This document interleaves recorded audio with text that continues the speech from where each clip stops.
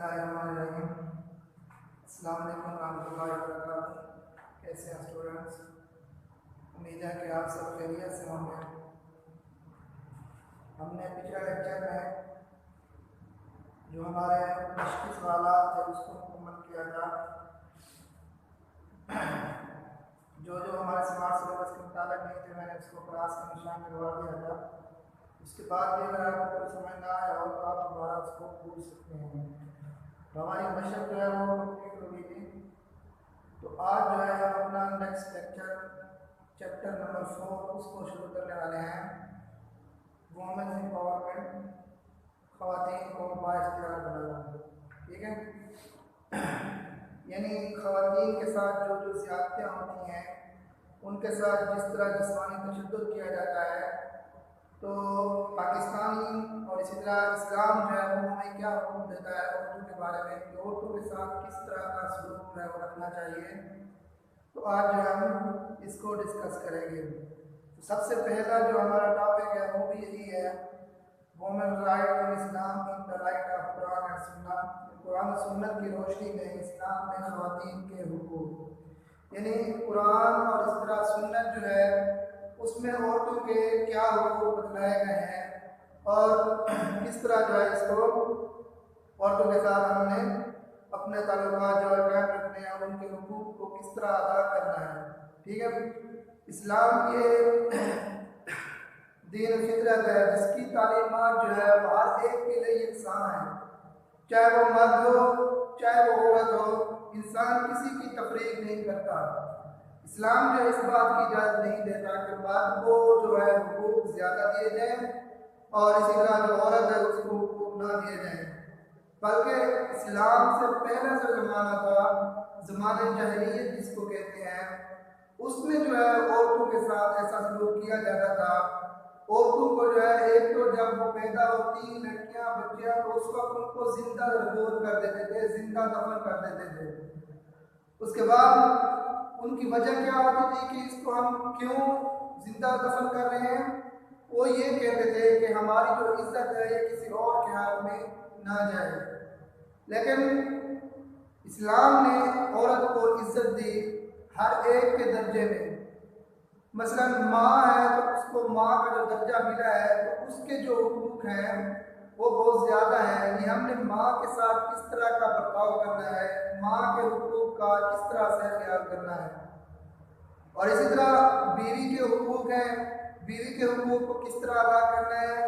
इसी तरह बहनों के हुकूक, अपने रिश्तेदारों के हुकूक, और गर्ज ये है कि हर औरत जो है उसके हुकूक इस्लाम ने बतला दिए। औरतों के साथ किस तरह का रवैया रखना है, उनके साथ किस तरह से आपने पेश आना है। तो इस्लाम से पहले जो ज़माना था उसमें औरत को कोई भी इज्जत नहीं दी जाती थी, कोई भी वक़ार नहीं दिया जाता था। लेकिन इस्लाम ने आकर उस सारे ज़माने जहलियत के जो रस्म व रिवाज थे और उनके जो नज़रियात थे उनको ख़त्म करके औरतों के हुकूक बतलाए कि औरत भी कोई चीज़ है, औरतों के भी हुकूक हैं। इस्लाम ने उन चीज़ की तफरीक नहीं की कि मर्द के हुकूक बतला दे और औरत के हुकूक को छोड़ दे, बल्कि अल्लाह ताला की नज़र में जो है सब इंसान बराबर है। सब इंसान जो है हज़रत आदम अलैहिस्सलाम की औलाद है, इनमें कोई तफरीक नहीं, चाहे वो मर्द है चाहे वो औरत है। अल्लाह के नज़दीक दोनों ही बराबर है, क्योंकि ये दोनों अल्लाह ताला की ही मखलूक है। तो अल्लाह जो है इनमें तफरीक नहीं करता। कुरान और हदीस में बहुत ज़्यादा जो है औरतों के हुकूक पर तवज्जो दिलाई गई है और अहकाम भी बतलाए गए हैं, जिससे इस्लाम में औरत का मकाम और उसके जो अहमियत है उसके हुकूक का तयन होता है। इसलिए अल्लाह ताला ने अपने कुरान मजीद में यह फरमाया कि लोगों अपने परवरदिगार से डरो जिसने तुमको एक जान से पैदा किया, एक शख्स से पैदा किया, यानी अव्वल इससे एक जोड़ा बनाया, फिर उन दोनों से कसरत से मर्द और औरत पैदा करके पूरे ज़मीन पर फैला दिए। यानी सबसे पहले हज़रत आदम अलैहिस्सलाम को अल्लाह ताला ने पैदा फरमाया और अम्मा हव्वा अलैहिस्सलाम को पैदा फरमाया। तो पहले जो है ये सबसे पहले दो ही थे, एक मर्द और एक औरत। तो अल्लाह ताला ने जो है इन्हीं से फिर आगे इंसानी नस्ल चलाई یہی پہلے دور تھے، ان کے بعد جو ہے اللہ تعالیٰ نے آگے روئے زمین پر انسانوں کی نسل کو جو ہے پھیلا دیا. وہ جتنی بھی انسانی نسل پھیلی ہے وہ اس دو کی وجہ سے ہی پھیلی ہے. پہلے کیونکہ انہی کو بنایا گیا. تو عورت کا جو لفظ ہے اس سے بھی انسان کو عزت اور حرمت کی نظر سے جو ہے دیکھا جاتا ہے، کیونکہ عورت کس کو کہتے ہیں؟ چھپنے والی چیز کو جو ہے عورت کہتے ہیں. تو عورت کے لفظ سے ہی پتہ چلتا ہے کہ عورت جو ہے ایسی چیز ہے کہ جس کی عزت کی جائے، جس کی حرمت جو ہے اس کا خیال رکھا جائے، اور جس کے وجود سے کائنات میں رنگ موجود ہے. یعنی عورت کی وجہ سے ہی کائنات میں رنگ موجود ہے. تمام مذاہب جتنے بھی مذاہب ہیں بشمول اسلام کے، وہ ہر قسم کی جو نسوانی تشدد ہے اس کی مذمت کرتے ہیں. یعنی جتنے بھی مذاہب ہیں اسلام کے علاوہ یا اسلام ہو گیا، وہ بھی عورتوں کے جو ان کو تشدد کرتے ہیں، جسمانی تشدد، ان کی مذمت کرتے ہیں. کوئی بھی مذہب اس بات کی اجازت نہیں دیتا کہ عورت کی جو ہے وہ جسمانی تشدد ان پر کیا جائے. اسلام میں خواتین کو حکومت، سیاست، قیادت اور اسی طرح انتظامات اور مشاورت سمیت زندگی کے تمام شعبوں میں جو ہے اہم ذمہ داریاں سونپی ہیں. یعنی اسلام نے جس طرح مرد کو حقوق دیے ہیں، مرد کو اس بات کا حق دیا ہے کہ وہ سیاست کرے، قیادت کرے، تو عورت کو بھی اس بات کا حق دیا ہے. اکثر عورتیں جو ہیں وہ اس تصور کا شکار ہوتی ہیں کہ وہ مردوں سے کم ہے، مرد جو ہے ان سے زیادہ ہے، مرد کے حقوق جو ہے وہ زیادہ ہیں. یہ بات بالکل بھی نہیں ہے. جس طرح اسلام نے مردوں کو حقوق دیے ہیں اسی طرح عورتوں کو بھی حقوق دیے ہیں. تو عورتیں جو ہے وہ مردوں کی نسبت کم کر رہی ہے بلکہ مردوں کے برابر ہیں. بہرحال قرآن مجید یہ اس بات کی ترجمانی کرتا ہے کہ اللہ تعالیٰ کے ہاں مردوں اور عورتوں کا رتبہ بحیثیت انسان برابر ہے. اس کے بعد پھر یہ ہے کہ جو حقوق ہوتے ہیں ان کا خیال ایک دوسرے کو رکھنا ہوتا ہے. مثال کے طور پر بیوی جو ہے وہ اپنے شوہر کا حقوق کا خیال کرے. جس طرح اسلام نے شوہر کے حقوق بتلائے ہیں تو ان حقوق کو اسی طرح ہی پورا کرے. اسلام کے نزدیک بحیثیت انسان دونوں برابر ہے. ایسی بات نہیں ہے کہ اسلام نے جو ہے مرد کو حقوق دیے، عورت کو حقوق نہیں دیے. ایسی بات بالکل بھی نہیں ہے. اسلام نے جس طرح مرد کو حقوق دیے عورت کو بھی اسی طرح حقوق دیے ہیں. فرق یہ ہے کہ جب عورت جو ہے وہ بیوی کی شکل میں ہوتی ہے تو اس کو اپنے شوہر کا حق جو اس کو حقوق دیے گئے اور اس کے شوہر کے حقوق ان کو پورا کرنا ہوتا ہے. اگر وہ بیٹی کی شکل میں ہے تو اپنے بھائیوں کے اور اسی طرح اپنے ماں باپ کے جو حقوق ہیں ان کو اس طرح پورا کرنا ہے جس طرح اسلام ہمیں بتاتا ہے. ٹھیک ہے.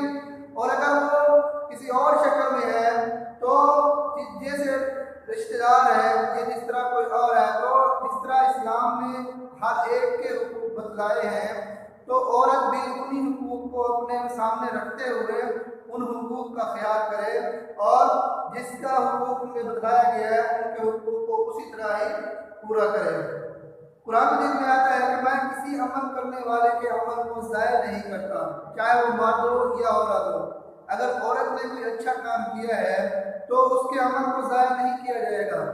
اس وجہ سے ضائع نہیں کیا جائے گا کہ یہ عورت ہے اور یہ اچھا کام کر رہی ہے تو اس کو جو ہے شمار نہیں کرتے، بلکہ اللہ تعالیٰ نے صاف فرما دیا کہ چاہے وہ مرد ہو یا عورت ہو، اسلام کی نظر میں دونوں برابر ہیں. جو بھی اچھا کام کر رہا ہے اس کے اچھے کام کو جو ہے میں ضائع نہیں کرتا، اس کے ہر عمل کو جو ہے میں ضائع نہیں کرتا. اسی طرح دوسری روایت میں آتا ہے کہ جو شخص نیک اعمال کرے گا، مرد ہو یا عورت ہو، مومن ہو، وہ مومن بھی ہوگا تو ہم اس کو پاک زندگی سے زندہ رکھیں گے اور ان کے اعمال کا نہایت اچھا صلہ دیں گے. یعنی جو شخص نیک عمل کرے گا چاہے وہ عورت ہو یا مرد ہو، ہم اس کو زندگی بھی پاک دیں گے، اچھی زندگی دیں گے اور اس طرح ان کے اعمال کا نہایت اچھا صلہ دیں گے. یعنی اس نے جو عمل کیا ہے اس کو اچھے سے صلہ دینا ہے.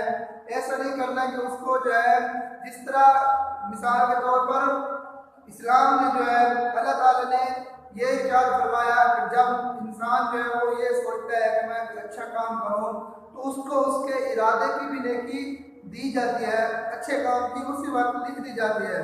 یہی صورت اگر عورت کی بھی ہے، اگر عورت یہ سوچتی ہے کہ میں کوئی اچھا کام کروں، نیک کام کروں، اگر وہ یہ سوچتی ہے کہ اس کے ذہن میں یہ بات آتی ہے کہ میں جو ہے کسی غریب کو صدقہ دے دوں، تو جس طرح مرد کے جو نامہ اعمال ہے اس میں ثواب لکھا جاتا ہے، اس میں درجہ لکھا جاتا ہے، عورت کا بھی اسی طرح سے درجہ لکھا جاتا ہے۔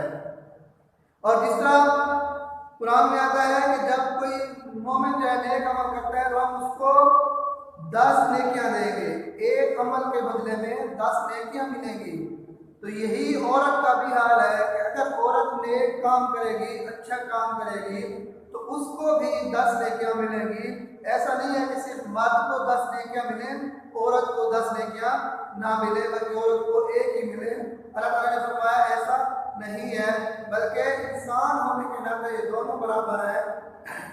جس طرح مرد اچھا کام کر رہا ہے، عورت نے بھی تو اچھا کام کیا ہے، تو جس طرح مرد کو 10 گنا ثواب زیادہ دیا جائے گا، عورت کو بھی اسی طرح 10 گنا زیادہ ثواب دیا جائے گا۔ عرب معاشرے میں اسلام کی آمد سے پہلے دور جاہلیت میں جو ہے لڑکی کو پیدا ہونے پر اسے زندہ درگور کر دیتے تھے۔ میں نے پہلے بھی آپ کو بتایا کہ جب اسلام نہیں تھا، زمانہ جاہلیت تھا، تو اس وقت یہی حال تھا کہ جب عورت پیدا ہوتی، لڑکی پیدا ہوتی تو اس کو زندہ جو ہے وہ دفن کر دیتے تھے۔ لیکن جب اسلام آیا، اسلام نے لڑکی کو رحمت کے لقب سے نوازا، یعنی بیٹی جو ہے یہ رحمت ہے کہ جس گھر میں آئے گی رحمت ہی لے کر آئے گی۔ اسلام نے جو ہے عورت کو حق دیا، حقوق دیے، اور لڑکی کو جو ہے رحمت بنایا اور گھر کا سکون بنایا۔ اسلام سے پہلے یہ بات نہیں تھی، بلکہ وہ لڑکیوں کو جو ہے زندہ درگور کر دیتے تھے۔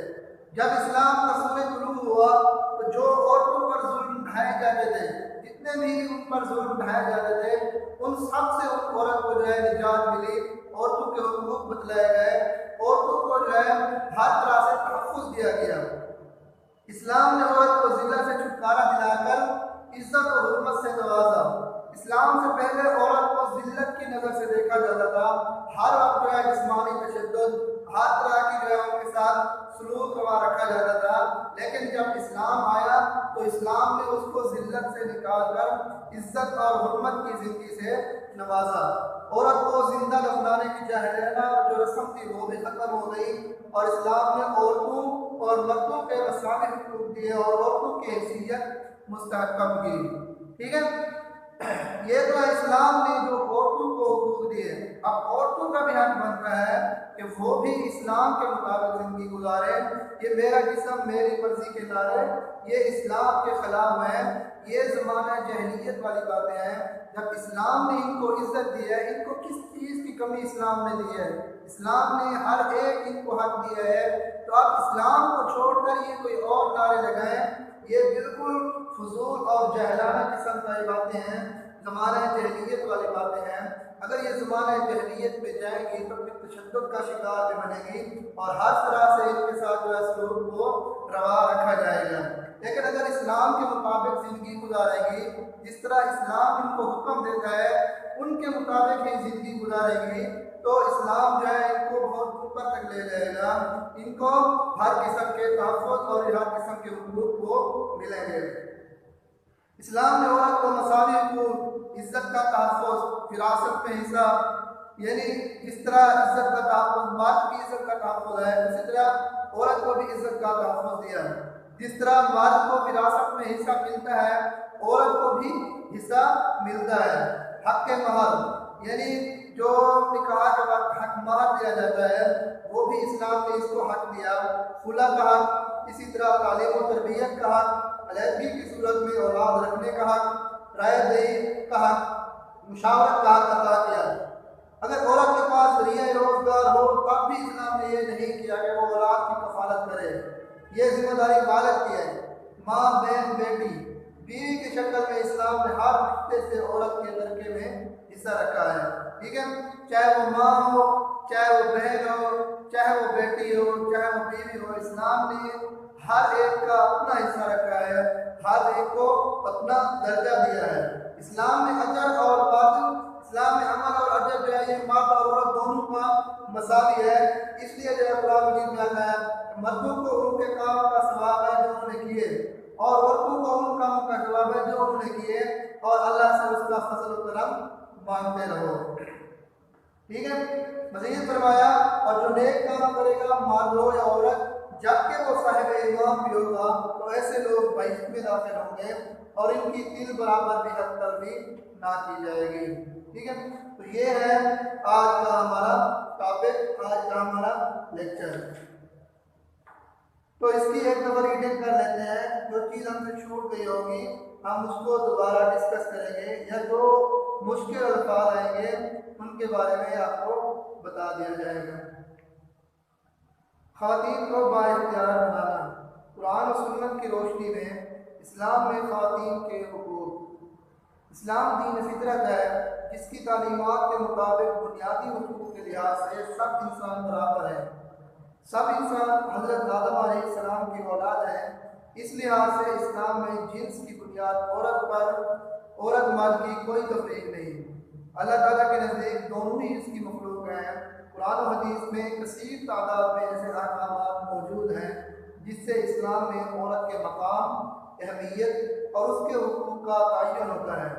چنانچہ اللہ تعالیٰ فرماتے ہیں کہ ترجمہ، لوگوں اپنے پروردگار سے ڈرو جس نے تم کو ایک شخص سے پیدا کیا، یعنی اول جس سے اس کا جوڑا بنایا، پھر ان دونوں سے کثرت سے مرد اور عورت پیدا کر کے روئے زمین پر پھیلا دیے۔ عورت وہ لفظ ہے جو انسان کو عزت اور حرمت سے آگاہ کرتا ہے اور جس کے وجود سے کائنات میں رنگ ہے۔ تمام مذاہب بشمول اسلام ہر قسم کے جسمانی تشدد کی مذمت کرتے ہیں۔ اسلام نے خواتین کو حکومت، سیاست، قیادت، انتظامات اور مشاورت سمیت زندگی کے تمام شعبوں میں اہم ذمہ داریاں سونپ دی۔ اکثر عورتیں اس تصور کی بنا پر تشدد کا شکار ہوتی ہیں کہ وہ مردوں کی نسبت کم تر ہے۔ بہرحال قرآن مجید کی یہ آیت اس بات کی ترجمانی کرتی ہے کہ اللہ تعالیٰ کے یہاں مردوں اور عورتوں کا رتبہ بحیثیت انسان برابر ہے۔ میں کسی عمل کرنے والے کے عمل کو مرد ہو یا عورت ضائع نہیں کرتا، تم ایک دوسرے کے ہم جنس ہو۔ جو شخص نیک اعمال کرے گا مرد ہو یا عورت، وہ مومن بھی ہوگا تو ہم اس کو دنیا میں پاک اور آرام کی زندگی سے زندہ رکھیں گے اور آخرت میں ان کے اعمال کا نہایت اچھا صلہ دیں گے۔ عرب معاشرے میں اسلام کی آمد سے پہلے دور جاہلیت میں لڑکی پیدا ہونے پر اسے زندہ درگور کر دیا جاتا تھا، یعنی زندہ دفن کر دیا جاتا تھا۔ اسلام نے لڑکی کو رحمت بنایا اور گھر کا سکون بنایا۔ اسلام کا سورج طلوع ہوا تو عورت کو ظلم کے ان اندھیروں سے نجات ملی۔ اسلام نے عورت کو ذلت سے چھٹکارا دلا کر عزت و حرمت سے نوازا۔ عورت کو زندہ دفنانے کی جاہلانہ رسم ختم ہوئی۔ اسلام نے ہی عورتوں کو مردوں کے مساوی حقوق دیے اور عورتوں کی حیثیت مستحکم کی۔ اسلام نے عورت کو مساوی حقوق، عزت کا تحفظ، وراثت میں حصہ، حق مہر، خلا کا یہ اس سے اپنے شوہر سے علیحدگی کا، اگر وہ اس کے ساتھ نہیں رہنا چاہتی تو اسلام نے اس کو اس بات کا حق دیا ہے کہ وہ اپنے شوہر کے ساتھ خلا کر لے، اس سے علیحدگی اختیار کرتے۔ تعلیم و تربیت کا حق، علیحدگی کی صورت میں اولاد رکھنے کا حق، رائے دہی کا حق، مشاورت کا حق عطا کیا۔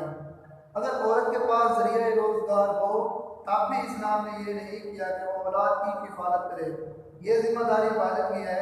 ماں، بہن، بیٹی، بیوی کی شکل میں اسلام نے ہر رشتے سے عورت کے ترکے میں حصہ رکھا ہے۔ اسلام میں عمل اور اجر میں مرد و عورت مساوی ہیں، چنانچہ قرآن پاک میں واضح کر دیا گیا کہ مردوں کو ان کاموں کا ثواب ہے جو انہوں نے کیے اور عورتوں کو ان کاموں کا ثواب ہے جو انہوں نے کیے، اور اللہ سے اس کا فضل و کرم مانگتے رہو۔ مزید فرمایا اور جو نیک کام کرے گا مرد ہو یا عورت جبکہ وہ صاحب ایمان بھی ہوگا تو ایسے لوگ بہشت میں داخل ہوں گے اور ان کی دل پر بھی حق تلفی نہ کی جائے گی، ٹھیک ہے۔ تو یہ ہے آج کا جو ہمارا لیکچر ہے، وہ इंशाल्लाह हम इससे जो आगे टॉपिक आ रहा है उसको अगले लेक्चर में डिस्कस करेंगे, क्योंकि हमारे पास जो टाइम था वो ओवर हो चुका है। अगर आपको इसमें से कुछ समझ ना आया हो तो आप जो है इसको कमेंट करके पूछ सकते हैं। इंशाल्लाह हम नेक्स्ट लेक्चर में मिलते हैं। अल्लाह हाफिज़।